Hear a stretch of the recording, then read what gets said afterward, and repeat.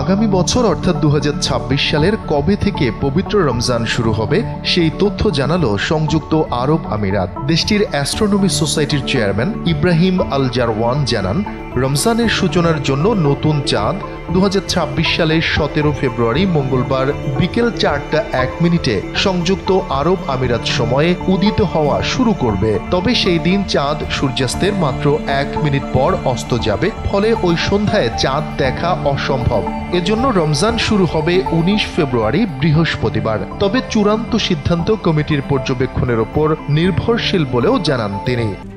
RICL TMX, যুগের পর যুগ স্থাপনা থাকে মজবুত। রমজানের শুরুতে আবুধাবিতে রোজার সময় হবে প্রায় 12 ঘন্টা 46 মিনিট, যা মাসের শেষে বাড়বে 13 ঘন্টা 25 মিনিটে। এ সময় দিনের দৈর্ঘ্য বাড়বে 11 ঘন্টা 32 মিনিট থেকে 12 ঘন্টা 12 মিনিট পর্যন্ত। এদিকে আবহাওয়ার পূর্বাভাস অনুযায়ী দাবদাহে নয়, এবার বাংলাদেশে রমজান শুরু হবে সহনীয় তাপমাত্রায়। আবহাওয়া পূর্বাভাসে বলা হচ্ছে, এবারের রমজানের তাপমাত্রা সর্বনিম্ন 18 ডিগ্রি সেলসিয়াস থেকে সর্বোচ্চ 28 ডিগ্রি সেলসিয়াস মধ্যে ওঠানামা করবে। ফলে স্বস্তির সঙ্গেই রোজা পালন করতে পারবেন ধর্মপ্রাণ মুসলিমরা।